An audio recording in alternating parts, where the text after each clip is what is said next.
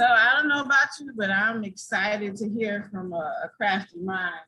And anybody who has made millions fixing and flipping, I'm all ears. So without further ado, let's introduce Toyia Murrell, who's going to discuss flipping out 5 ways to fix and flip with minimal funds. Emphasis on minimal funds.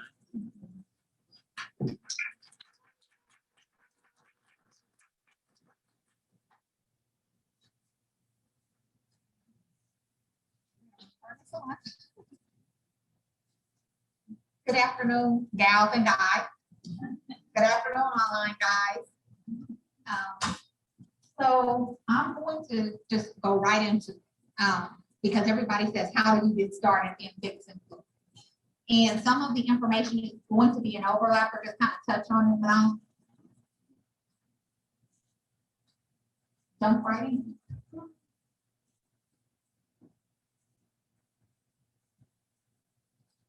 Okay.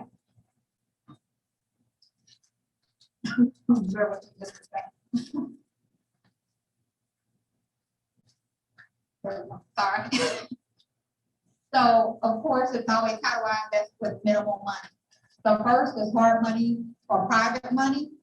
And I'm going to just go quickly into a story. I worked with a partner. I had a business partner. We were doing fix and flips. When you get the funding for one deal, the traditional way, like through the bank, there's a cap. So I'm like, I'm not using a hard money lender. My credit's decent. I'm not paying 12% interest. I have decent credit. So because I refuse to give the high interest loan, every time I'm identifying the properties, I'm passing them to him. But as well as that, he's like, okay, so what color should I use for the paint? And this, I love that part of the rehab process. I have been in new construction, so this is my theme, the decorating part. So I'm helping them pick the color selections to rehab, get it cosmetically up to speed. First, I identified the top, he secured it with the hard money loan. I helped him do the color selections to get it remodeled. Then he sells it and he's making his profits, $25,000, $30,000, $40,000. But again, I refuse to get this high interest loan because it costs too much. This goes on for about a year and a half. And I started thinking, I mean, he's coming to me, did you find any more properties, like on a regular basis? Well, I'm not getting a referral fee. I mean, I'm not an agent. Well, let me take it back. I wasn't getting compensated. So I thought, like, wait a minute, let me go back to Robert Kiyosaki. Not how much does it cost, but how much does it make? So I had to totally change my mindset. But everything that I had known about credit is keep good credit so that you can get a, you know, affordable rate. So, you know, I refused the hard money. And again, I missed out. That's the first millions of dollars that I lost because I refused to get the funding, but I'm doing all of the work. And part of it is I had a system in place for identifying property. So it was just a part of the natural process. So in the moment, I didn't see where I was missing the opportunity and passing it along the way. So private money is a way to enter with minimal money out of pocket. It's typically, they will check your credit. A lot of lenders say they like to see a 620, which is a decent credit score, I guess. Probably still have some blemishes if you're only at a 620. So it's not a stringent credit criteria, but their focus is on the property itself in most cases. So you can get in for fixing and flipping with the private money. Let's just say for whatever reason, and with private money, you will still have to have some minimal money out of pocket. Of course, have to have your earnest deposit to secure the contract. You'll need some money to start the rehab. Typically, they want some skin in the game, so money down. And you'll need some money to start the rehab project with most lenders, and then they in turn give you a draw back on as you complete the project. Let's just say you get approved, but you don't have the money to even start, even that little bit of money. As Renata explained, partnership was like what helped her enter into her niche.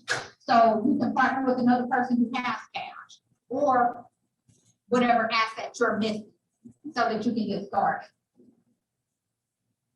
If you can't get the money anyway, you can't find a partner, on the same page as you. All is not lost. Get the property under contract and sell the contract prior to closing. And Ebony just taught us that. And the other two, so those are the first three to get into fix and flip with minimal money out of pocket. The other two are kind of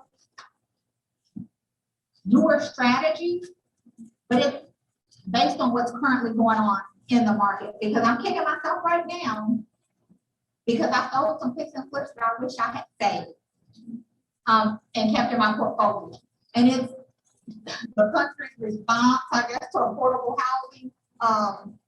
I'm from a time, and some of you are probably as old as me, but the American dream, they changed everything up with the internet and everything else. The American dream is no longer the American dream. How is our answer to affordable housing, not home ownership with the white picket fence? It's renting. That's their answer. Like, is this some type of hoax? That's really your answer to affordable housing is rental? I can't fight this. So now let's go over here and capitalize on it. Since we know this is the answer, that they're going to provide rental units, how can we capitalize on it? So with that, we can go through the fixed part, but don't flip it. Keep it, put it in your portfolio, and a lot of us are waiting for the payday. I'll come back to how I missed the $1 million, messed up another $1 million. A lot of us do the fix and flip because we're trying to amass some cash. We want that check so that we can do whatever it is, whether it's to maintain a lifestyle, whether it's to make a major purchase, or to reinvest. But you can still do that even in holding the property because you can refinance out. If in a lot of cases, all you have to do is be on the property for 6 months, you can go and refinance out, pull a little bit. I wouldn't pull much more than I need, a little bit of cash if you needed it. And then let the tenant cover the note that you have. So that is a newer strategy, and it's really not fix and flipping, but again, based on where we are in real estate today, that's what I would strongly recommend as another exit strategy per se. It's really not exiting. And some people absolutely have no desire at all to be landlords. People say, I want to fix and flip because I don't want this headache. I don't want it. I don't want it. I don't want it. That's fine too.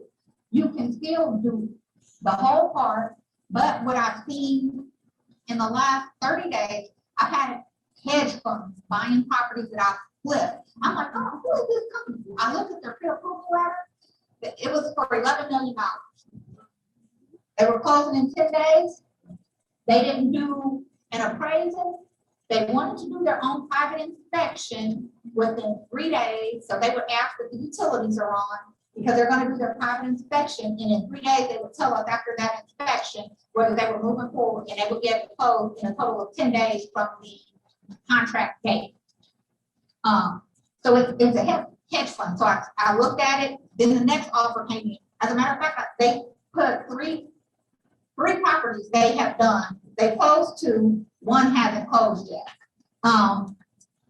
So I'm like, who are these people? And it's truly just a hedge fund picking up the properties because they're answering the affordable housing issue.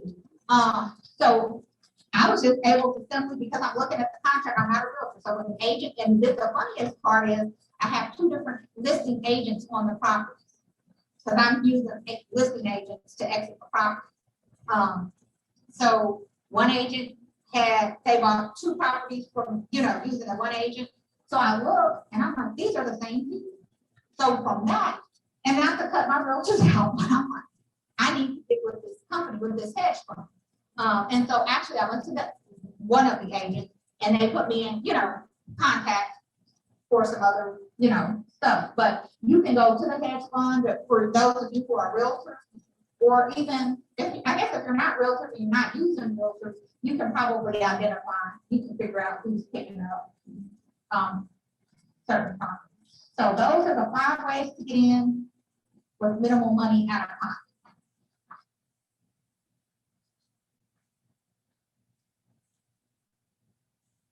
So we'll go through a specific we'll go through a deal from beginning to end, I guess.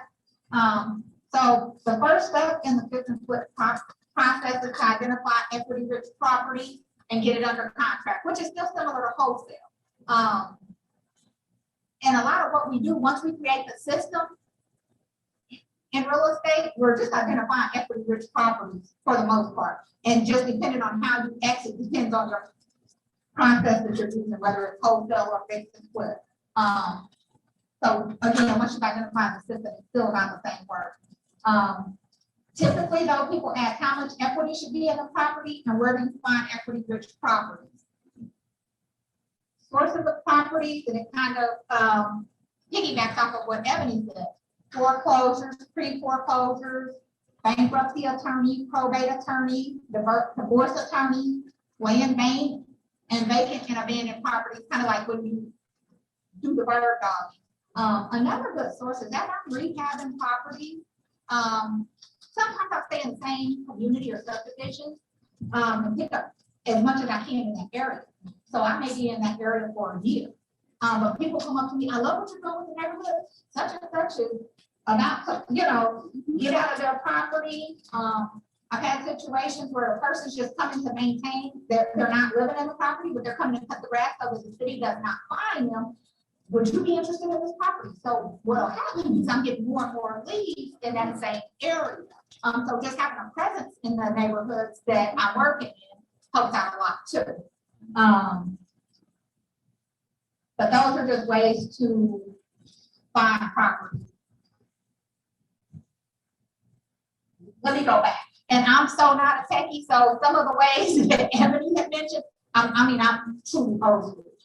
Like this right here, intimidating. So I didn't mention any of that, so I'm sure you guys can expand that list a lot. Just because you were talking about apps I've never heard of. Now the formula that I use, and to me is a good rule of thumb, and I'm a risk taker. I'm not going to tell everybody else to jump out the window. I will. I'm a true risk taker. But I like this as conservative, is that basically, if you can do everything beginning to end, acquisition, the rehab, holding costs, like the soft costs or holding costs, like utilities on the property, including alarm fees. Sometimes people don't think about that stuff, but you want to have a security system or alarm system in most cases. And the realtor fee of 5%. Some are realtors, some are not. Even if you're a realtor, my recommendation is still to factor that in. There's always going to be the unforeseen, even like Renata had mentioned, and I think another developer, I'm sorry, I forgot her name, but the Kansas City's newest developer or newer developer. Yes, I'm sorry, Michelle, yes. How they like the development side because they know what's there versus you get into a rehab and whoa, behind this wall, there was something that needed to be replaced, or I've already put up sheetrock and now I have a plumbing issue that I have to deal with to figure out what it is put in. If you have a system, that should really be the case. But there are still some unforeseen issues you kind of want to factor in. So I like the 72%. A lot of lenders will let you go a little bit higher, but to make sure, even with some error, you're still profitable. You want it to be profitable because when you go back and think about it, the average prime money lenders giving you 6 months, some give you 12, but the average time I'm finding is that it takes 5 months. If you spent 5 months of your time and you only did one, you probably want to make at least 25. I mean, you want to make some money so that it was even worth your while. You can do more than one fix and flip at a time. And if you're not doing more than one fix and flip, I'm sure you have other streams of income, but still you want it to be worth your while. So I like the 72%. So just looking at it, the simple math on 110 gets you to where you could have been in 79 too. If we did acquisition at 35, this is a true example in the Kansas City market. Acquisition at 35, rehab a little less than 30,000, but I rounded up. I like to under promise and over deliver. So a little less than 30. Soft cost about 2,400, and then the realtor fee of 5%. I try to slide any realtors, no disrespect, but it's in the volume. I'm going to do volume with you, so I'm expecting a 5% in your administrative fee. That's what I'm expecting to pay. It could be 6%. So whatever it is for you, you guys can factor that in. But I say 72% gets you to where you're making a nice enough, a decent profit. And if something should go awry, it's still enough spread that it was worth the while. I've never, ever, ever done a deal where I didn't get a profit. Now, there are times I cried, I was crying to people. They beat me, it didn't work out. But what happened? All I got was $4,800. You cried like you lost. I did lose. No, you just told me that $4,800. But I did a whole thing. And some of it was, a lot of it was my fault. I made error after error, even after season. It wasn't my first rodeo. What I did is get off more than I could chew. I had a whole bunch of projects. I let this project sit for 2 months, then came back to it. I only had 6 months to complete it. And so I went over the 6 months. I went into month 7, and I fell in love with my project. So my lighting budget was outside of my budget. So I spent my money on decoration. What I didn't get fried. I didn't get beat. I spent my money decorating the house like I was about to live there. So, but it's very hard to lose. I said that, but it's very hard to lose in the business, but once you have a system. Now, the other way you can get done, unless you let your contractor if you are. I'm just pointing out. You have to be very careful. So you have to be systematic. Go ahead, I'm sorry. Yes, it does. It does. You have to have those purse strings tight. And I'm a very laid back person for the most part. You know, when I first met Tamika, she's from New York, and I'm like, oh, she's married. Like job. You don't wonder. And so I'm laid back and kind of, yeah. Not anymore. They changed me. These contractors made me tight those purse strings. I used to believe, whatever a person told me. Okay, and I still believe, I believe the best about people for the most part. But it's a chance I'm not gonna take either. So with contractors, you have to be very careful, very stern, and you have to manage your money. I know sometimes it's inconvenient to maybe pull up to the store, or it's inconvenient to have to take the call from the pro desk to authorize the charge. But before you start giving away the purse, just be inconvenienced a little bit, because the last thing you want is to pay out $8,000 and no work for show back up, and now you're back to the drawing board, and that was an $8,000 lesson, and you have that cut into your pocket. So that's one of the ways I see people who do lose on a fix and flip lose, is if they pay contractors who don't show back up to do the work. One thing that I do is I go get my materials, or I meet them. You're not gonna run off with my materials. I understand, and people say, why do they need money up front? Who wants to fund your project? They can't go and buy the materials for your rehab, and you don't have to. I'm gonna pay for that. But I'm gonna show up and pay, because I don't want you to get my materials and run off. I don't want to give you the check and you go run off. So you do have to have a system in place. But aside from that, it's really kind of hard to lose on a fix and flip, even if it gets to a point where you say, I have to hold it. And now it's just, I mismanaged, I miscalculated the time, the market changed all of a sudden. Instead of me selling it, now I have to hold it. I need the money. The hard money lender wants me out on month 6, I'm in month 5, you can refinance out. So there are a lot of different exit strategies where if a problem should arise, you still don't lose. So I think it's a win-win. I mean, it's real estate is almost an industry where, to me, you have to make a lot. I made a lot of mistakes in the transaction before, and I still do. I mean, you have to really, I don't know how to do it. That's just my honest opinion. Now, can you lose the money? And I'll touch on the money that, the $1 million. That's basically what I did. And it was more about trying to fund it like that. I originally had 2 incomes in my household. I lost one of those incomes where that person was gone. So I'm trying to maintain a lifestyle without the kids ever knowing. So it was never about wealth creation. It was about maintenance, lifestyle maintenance. And I was spending it as fast as I could get it. And then you had to have just enough to be able to stay afloat to reinvest. But it's like, whoa, then when you go to do the taxes, they say, you owe this because you made that. You're like, I didn't.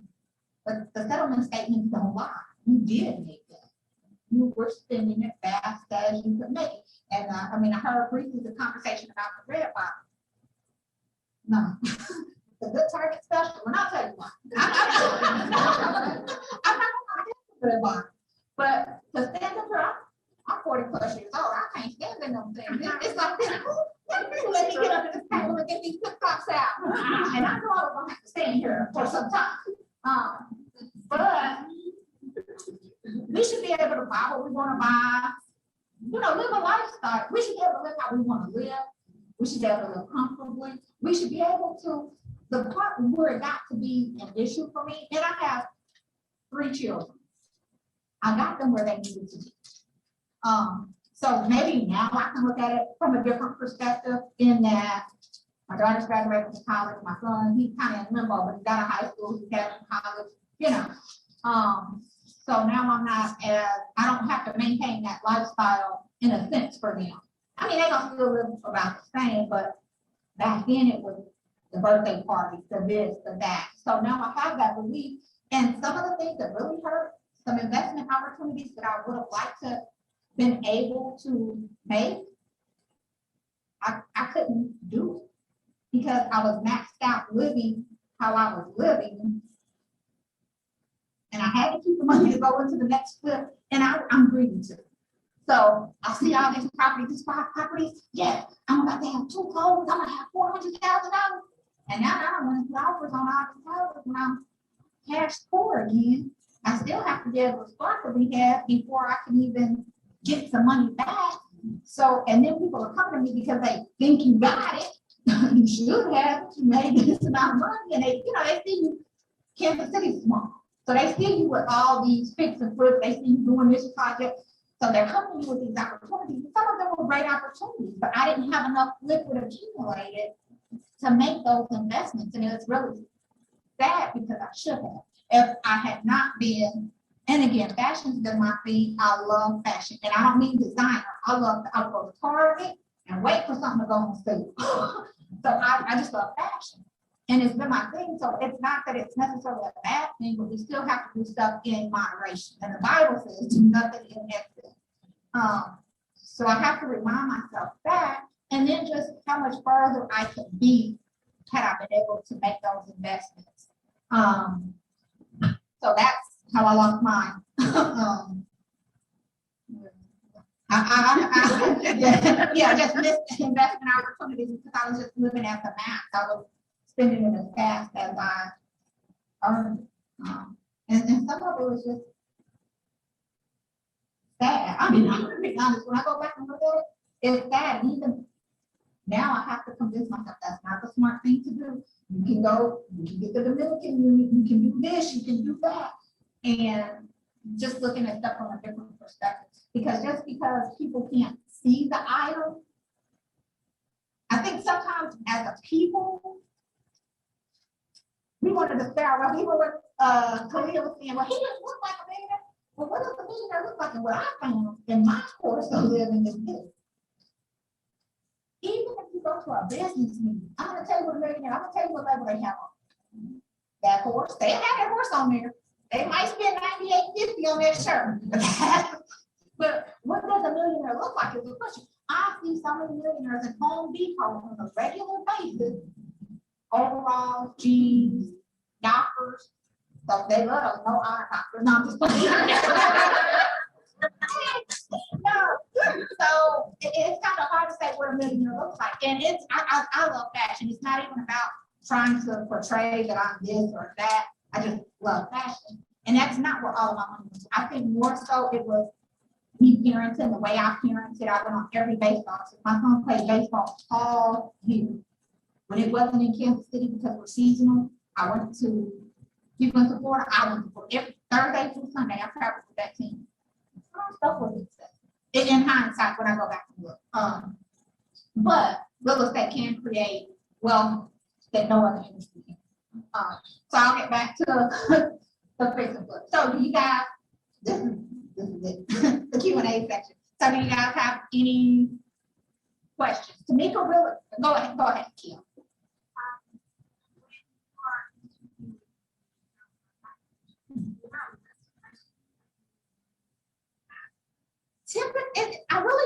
interview them, I look at their portfolio, and when I say portfolio, it's their phone usually. They have pictures of what they've done. A lot of times they will take me to their last completed project because sometimes pictures don't say everything. I'm real particular. Even when they do the drywall part, I get out my fold chair and I sit on site because you're gonna let it dry. Don't rush through my project. You're gonna let it dry, then you're gonna stand it because you're not putting texture on my walls. You can texture my ceiling, the knockdown texture, but no texture on my walls. We do have a each other. And again, I'm real nice, real cupcake for the most part. But with my contractors, it's a whole different me because I have to be a certain way so that I can get to the bottom line. And the thing about it though, they do like me. I pay, like I said, I'm gonna pull up every Friday at 4 o'clock with your money. We don't have to have a money discussion. I'm paying you like you're supposed to be paid every Friday at 4 o'clock. If I'm not in town, they know where to go pick their checks up. They're already pre-printed. Pull up at 4 o'clock, somebody will give you a check. So it's a respect relationship, but it's a very stern relationship. I don't fraternize too much, just because I want the respect level to stay there. But as far as interview process, I ask them up front, how long is this going to take you? I look at their pictures. I've usually seen a live work that they've done or in-person work. How long is this going to take you? How much are you going to charge? Do you understand that if it's not completed by this date, there's a per diem? I've not had to charge a person a per diem, but I want you to understand how serious I am about these deadlines because I'm not going to slow you up. A lot of people will maybe not have money for materials or they're waiting for a draw, so there's a lag in they pull up the next day and they don't have materials. So they're stalled. That's not my case. So if you tell me you can do this in 5.5 weeks, I usually say, okay, you can do it in 6 weeks. Let's go. I've not, again, had to charge a per diem, but those are the questions I ask because sometimes people say, well, how much you charge? And they never discuss the deadline. Every day, you're charged interest. Every day is $1. People say, well, no, I pay cash. You're cash. It's still your money. Every day is $1. So those are the questions that I ask. I don't care what language they speak for the most part. I mean, I'm just looking at the work. I used to be particular. I wake up early. I used to be particular. I want you here at 8 o'clock in the morning. I have a crew, my best crew. Let me tell you what time they come in. 11 a.m. or 1 p.m. But you know what? They work until 8 p.m. or 9 p.m. And I can tell. It's not they are saying that they did. Now I go to sleep at 9 o'clock. I'm at home in the bed and they still work. But I can tell the next morning what they've done. And they're tried and true. And I have multiple crews, of course. But it's just the working system. I weed through people. I have a plumber, I have an electrician. Like they come, those trades come in and out. You know, they probably there a day or two on a project and they're done. The first 2 trades to go in. And I keep more than one electrician and 1 plumber kind of in line because sometimes when you have a lot of volume, people will get lax. Even I'm sure with realtors, with loan officers, you love this loan officer, they produce. Now all of a sudden they're so good, you can get so many referrals. They're good. Yeah. Well, what? This is how you pay me back? So I do keep multiple trades, like just, you know, a log of multiple trades. And I nurture those with, like Ebony had mentioned, it's relationship building. So I nurture those relationships as well as those with private companies and other places. Okay.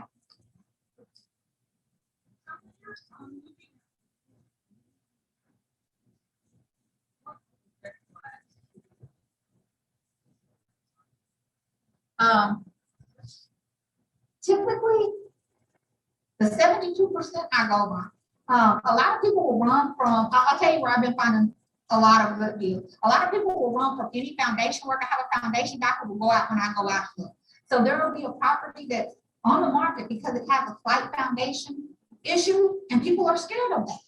I take my foundation guy out, or I tell him, hey, meet me out this time, and he's like, I'm gonna get the code, and go over. He'll contact the realtor and go over, on his own, if we can't find our time. So for a lot of people, foundation issues are a red flag. It's not for me. So I really don't have a lot of red flags if the numbers work. There are even some instances where it's not 72%. And again, all of the information is kind of related, but where Ebony was talking about in one area, and I think I know what she was talking about, I think you said 30314, it's coming up. So let's just say the numbers aren't 72%, but I know this is an area that's going through gentrification. So even currently the number's not there, but I know what it's going to. I'll go ahead and take the chance. I wouldn't suggest to a novice investor to do it because there's a sense of responsibility. So it depends on the situation. But I would do it, even if the number didn't work out, because I know what will happen eventually, and probably in the shorter, even by the time I'm done rehab. So as long as that number works out, or just about works out, there really are no red flags for me. I always close at a title company because I don't care what a person tells me. I don't know what you have going on. So that's the red flag is this. You want me to buy your house and we don't pull a title commitment. That's when I walk away. And I take a lot of chances, but that's when I don't take. I'm gonna go here and then there. oh gosh, you had a question? Okay, go ahead. I'm sorry, Nikki. Okay.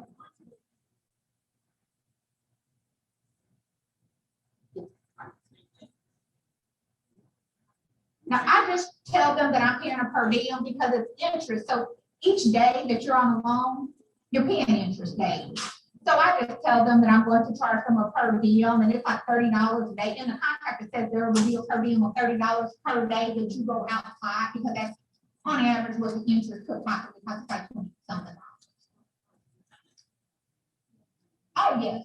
If you jack around on my job and you can come, and I'm very considerate, because let's just say they have a doctor's appointment during the week. Life happens. I get that. That means you're gonna come in Saturday, right? I mean, we're still gonna have to meet this deadline. I don't care how you figure it out, meet the deadline. So I do tell them it's a per diem, it's in a contract. So should it happen, I've not had a situation where my crews didn't meet it, and I'm engaged enough though that I can see where is there an issue where we're running behind. So I think I'm on top of the project enough that we've not had that issue, but it is in the contract. Ebony? Okay. How did, when you first started, how many crews did you have to go through before you got your crew that now you do volume? So how many crews, construction crews? I always went through, and this is the funny thing. When I first started, I had a crew that was excellent. They were excellent for about 18 months. And what happened? I made the mistake of this. I kind of mixed crew, like a trade came in, and when you start mixing crew, people start asking, well, do you pay this? They gave you that truck to drive. It just got to be too much. So that I disbanded that crew. I had a crew. We need the money. We need X amount of dollars. We provide our own material. We get our material. So that one didn't work, and they didn't beat me up front. They beat me on the second one. So once they built a little trust, they beat me the second program. So I probably went through, and then so then there was a time where I would stop, like I didn't have any inventory, so my crew disbanded and go somewhere else. Then I come back with another crew. There are some people where I'm particular about certain stuff. Okay, he lays tile better. These people mesh better as a whole group versus this tile person coming in working with these, finishes. But right now, about 4 different crews, plus then the plumbers and the electricians and stuff. And I feel about 36 good months. And just, I don't know what happens over time. I don't know if they're not hungry anymore. Yeah, something happened. And so I'm always on the lookout. But when I go to Home Depot, of course, the guys send me, or I go to auctions for building materials. So I buy most of all my cabinets, over porches. From the auction, so the auction companies come to Kansas City every couple of months. I go down there and I buy. I got $28,000, load up, get everything I'm gonna need for a couple of rehabs, as far as ceramic tile, the laminate, the wood laminate planks, cabinets, kitchen cabinets, stuff like that. But even in that, I see a lot of contractors. So I'm always networking with contractors. I had a question. Yes. Are there any hard windows that you prefer, or when you're what's some I guess red flags to look out for when you're trying to vet hard money lenders to see who you want to choose? So I use two hard money lenders who are local in my town.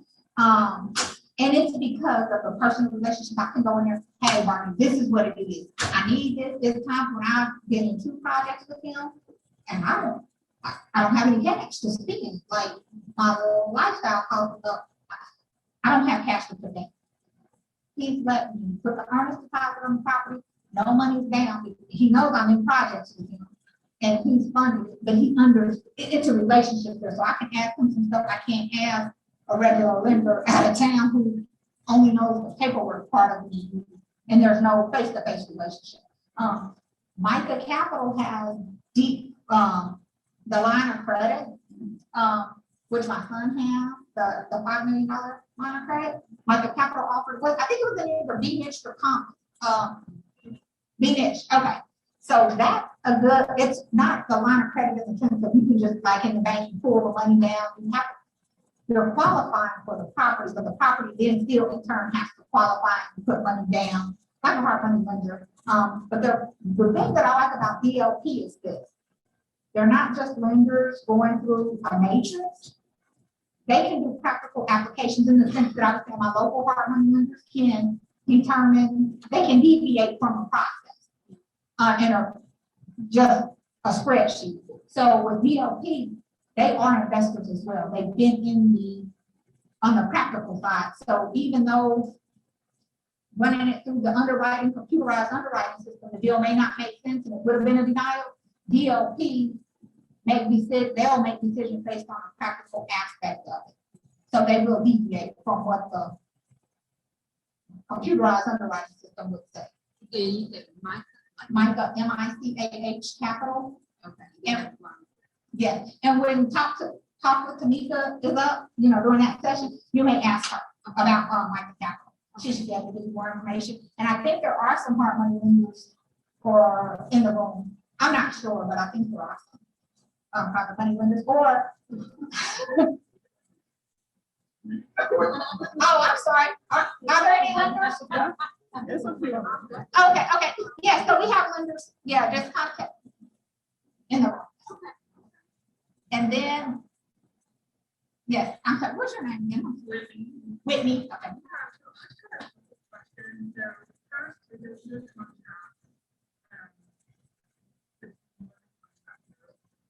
And then, like when you first got started,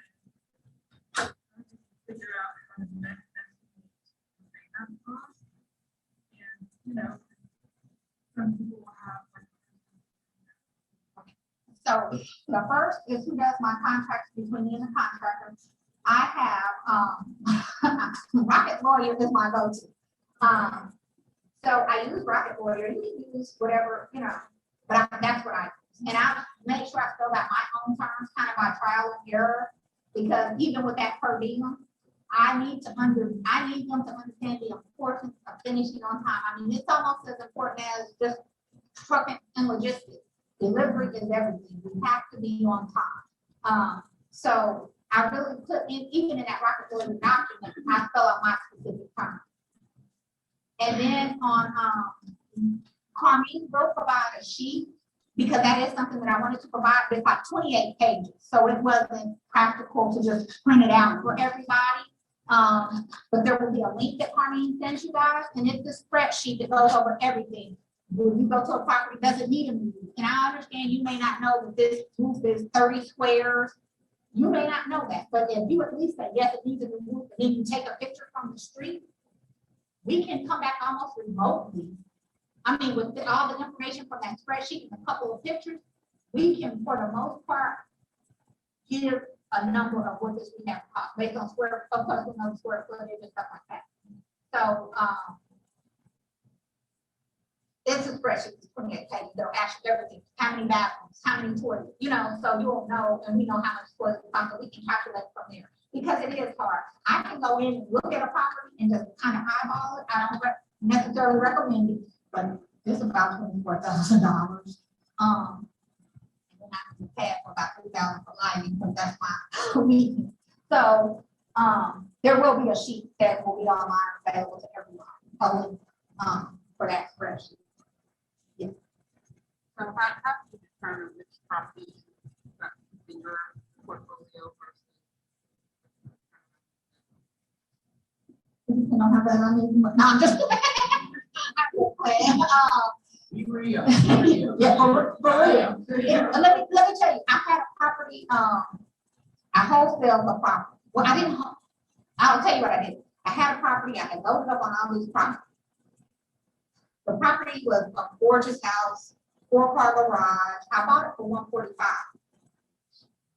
I couldn't afford it. $300,000+. 300,000+, but the square footage on the house, I would have had to go and redo it. It was a judge who had lived in the house all this time, so it looked like a rain. I mean, like, it still had, everything was in good condition. They kept the house up. Oh, it was immaculate, but it was all dated. Like, they still had the green double door refrigerator, but I couldn't afford it. The rehab was going to be so much, and I already had projects going on, and it was in the winter, which is, it kind of slows up my income does, because I have supplemental income from a seasonal contract as well. And so I sold it. I bought it. Three days later, it closed. I sold it to somebody for $165. I paid $145. I sold it to them for $165. And didn't even change the locks. The same lock box.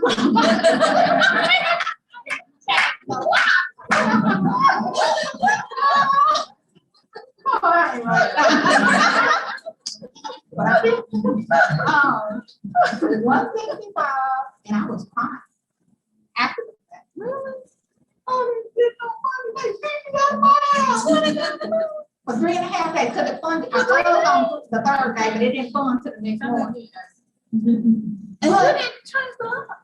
No, I didn't change the lock. So you didn't change, she just paid like $20, $30. And it's $100. Yeah, so it was kind of a wholesale deal because the agent, it was just,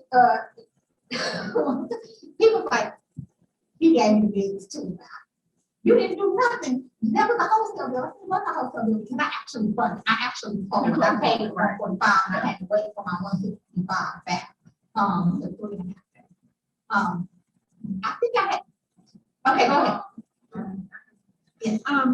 Have you, first of all, have you run into environmental issues like lead paint, asbestos? The reason I'm asking is because I'm really looking into Baltimore, and a lot of those homes are older, and I'm wondering if that's a no-go for you. Or do you meet remedial those? Okay, so we've done a couple of insurance jobs where there was fire damage. That's not my thing. But there are properties that were built prior to 1978. Right. I'm doing a full rehab. I'm coming in doing everything over. So that's really not an issue for me. Okay, and that's a cost you have to build in, because that would be extra. What? To get the remediation. It's Oh. not. What? No. What, you mean on the fire? You mean You have to demo it. No, she's talking about like lead-based paint. Yeah, and yeah. Well, if you're taking the paint off and you're repainting everything, or you're repainting, it wasn't chipping or peeling. Like if it's chipping or peeling, you kind of spray that. And so there's no remediation. Okay, so there's no experts you have to buy. You use your regular contract. Let me go back and say this. I've never purchased a property where it said, do you have reports of that there is lead-based paint in the property? So because I've never purchased a property where the answer was yes, there is no lead-based paint issues. No, there are issues where if the house was built prior to 78, there are no reports, but there is peeling paint or chipping paint. That paint is sprayed, and I'm coming doing every besides that, you know, that kind of a wholesale deal. I'm not doing any work. But when I'm doing rehab, I'm painting everything. Doing everything.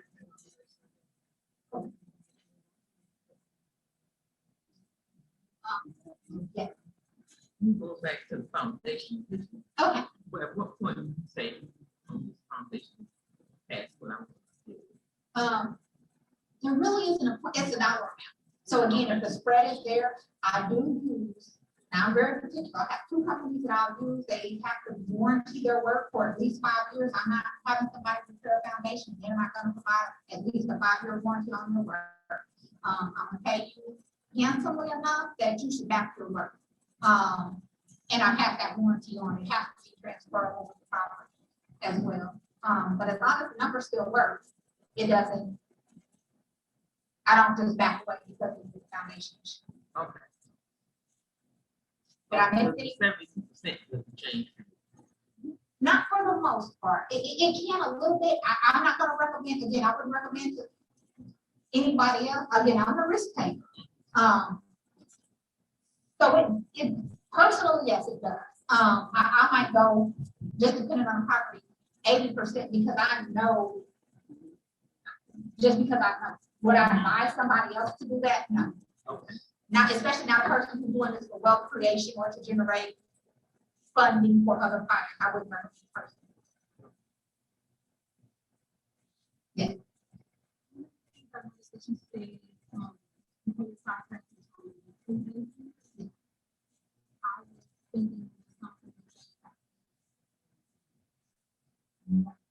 This is a lot of times contractors will bid a job, and my contractors that stay with me, okay, so like typically the plumber and the electrician come in first, not typically, they're coming in first because that work has to be done before I make any approval.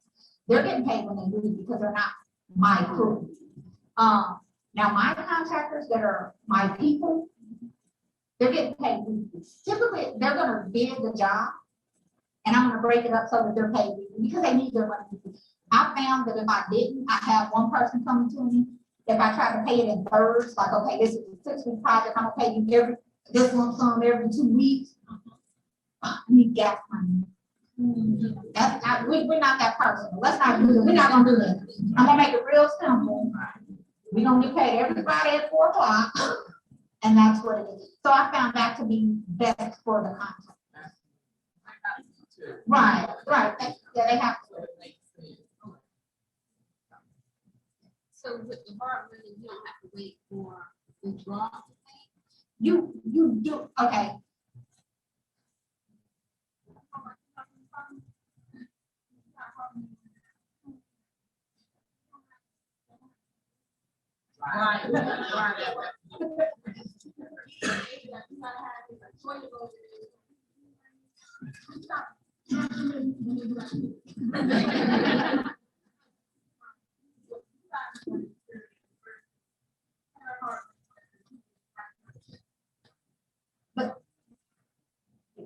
And typically though, you want to make sure that you have money to pay your workers as agreed, regardless if you're waiting for a draw to be reimbursed. So the reimbursement from the lender in your mind should really be is to reimburse me. So when I said, when you go to the hard money lender, you need the earnest deposit, you need the down payment, whatever the down payment is going to be. And then you need the money to start the rehab. So let's just say you start the rehab the first week, you were out 10,000 because you need 6,000 in materials and 4,000 at the end of the week to pay them. Well, once they get that portion, you can take your picture, send it in, get the draw. The draw might come back to you Tuesday, but it's coming back to you. I mean, I don't ask my workers, hey, wait until they give me the draw. That's not their issue. Like them not having gas money is not my issue. We all kind of got to work it out. So for that reason, you kind of want to build in enough in the spread and be able to hold back on when you receive the draw so that you can pay as agreed, the contractor. So the draw is written to you, the check is written to you instead of the general contractor. Right, your agreement with the hard money lender is with you, so they're gonna pay you each time.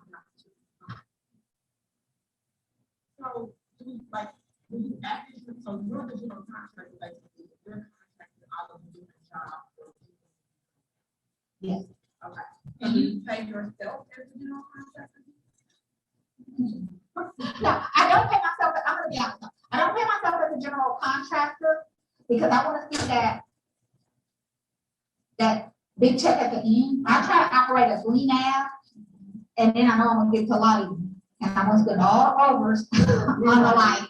No, but I don't pay myself as a general contractor. I just met with my accountant last week, and she said I have to put myself on payroll because I have a tax. Oh, she's gone. I need that write-off. Okay. So I really probably need to do that, put that role as one so that I can get the write-off. But to date, no, I haven't paid myself as the general. So I probably should. Yeah. Okay. Okay. All right. Contact your accountant. Yes, Okay. Figure that out. I'm not.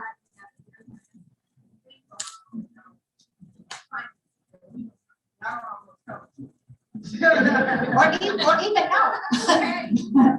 Or even really know. Right. You may not know what you don't know about you and your accountant. You might not have to invest in having accounting professional. Yeah.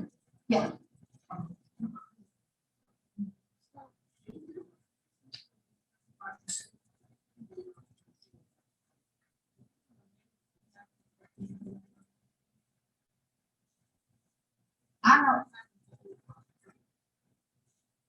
So I'm not doing the work, I'm managing, I'm doing it.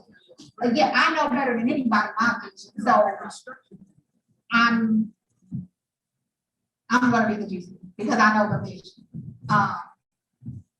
Personally. And I mean, it's almost so systematic on my crews are so great.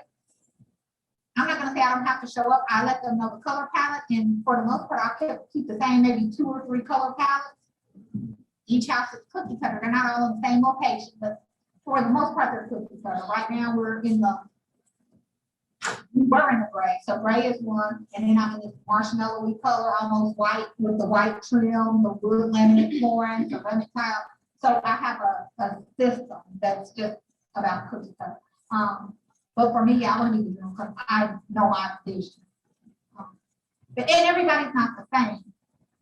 But I think I would imagine that if you're doing fix and flips, you're going to manage that. Yeah. So I have a second part of the question. I'm sorry. No, it's fine. I could remember it.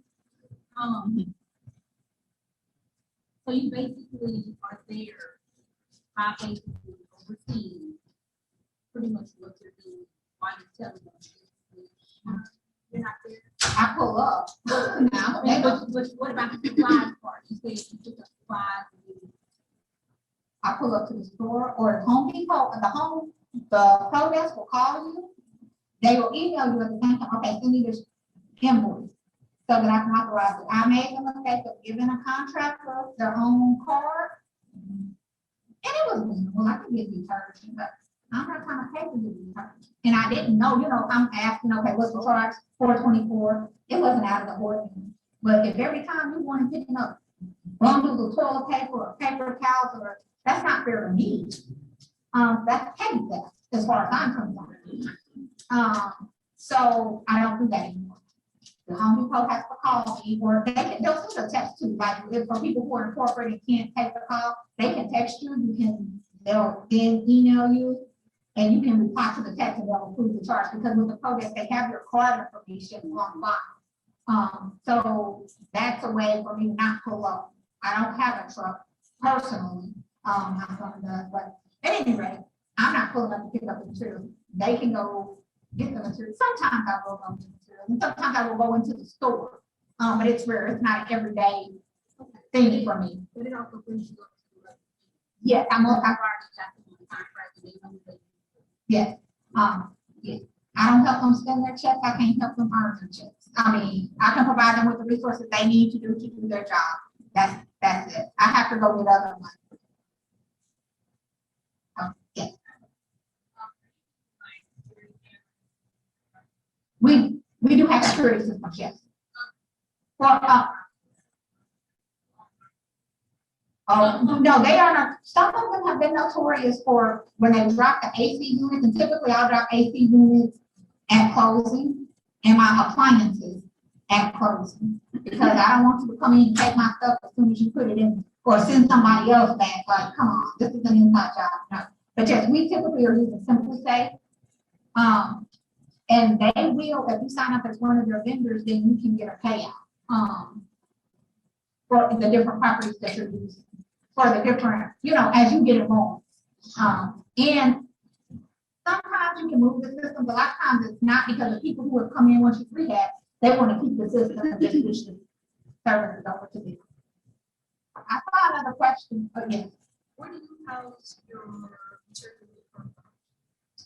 So I have a townhouse, it's an investment property, and I store that garage up. I have different, so basically for any property like that I have, I just go to the garage with the materials. I'm using them pretty fast, and the auction comes every other month, so I don't typically, for the most part, they come every other month, to Kansas City.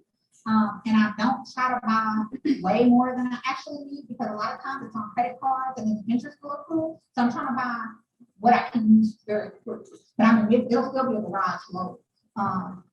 Like one day I went in and like, you are crazy, you bought all that stuff. Like I made out like a bean. But yeah, so it's not, it wouldn't be as much of a savings if I had to go and rent storage space to have. So now interest in the storage space is really not making a lot of sense. Yeah. The peak auction, PEAK, and they go to other states. Like I see in Chicago, they seem to have, because they've been doing it online, and I can see when they're in Chicago, I think even Detroit, it's another city. And I'm like, oh my goodness, if we had that stuff here at our auction. But they're in other cities as well. They travel.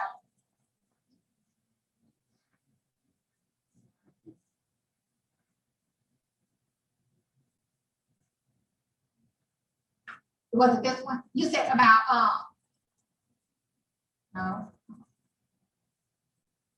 Right here, like the heart, this one.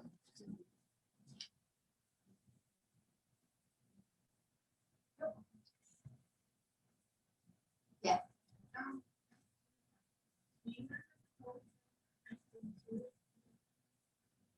I've never wholesaled directly to a hedge. Well, let me take, I've never wholesaled directly to a hedge fund. But one of the 3 properties that the hedge fund picked up, there was no work done to it besides a trashing. The only thing, there was a tenant in the property. We had owned the property before, sold it to an investor. The investor foreclosed. The agent who was relisting it as a foreclosure called back, hey, your property's on the market. Do you want it? Yeah, we want it.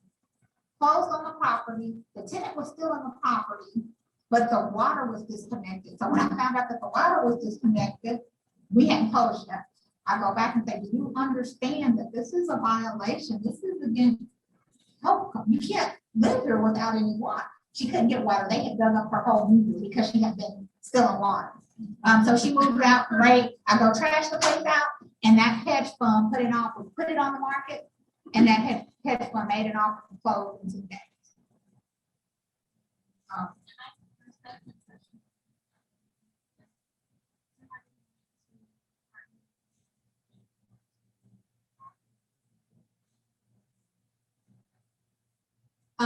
There is a program, and Tamika will discuss the program with Talk. Will you discuss the program with Talk with Tamika? Yeah.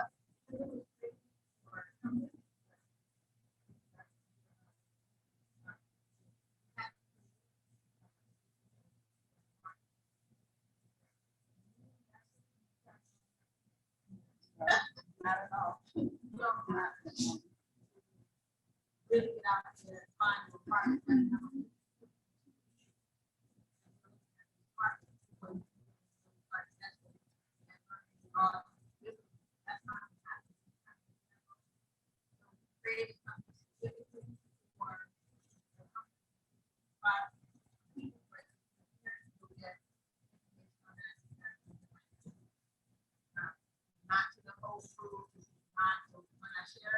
Keep don't share with everybody when things like that, because there are a lot of business where you only work with someone. Right. So that's what I'll talk about that later. And I know I can mention this with that also on more. So I can hear that.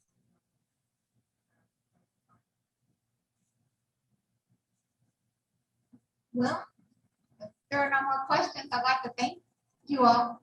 Nobody else had a question. Thank you.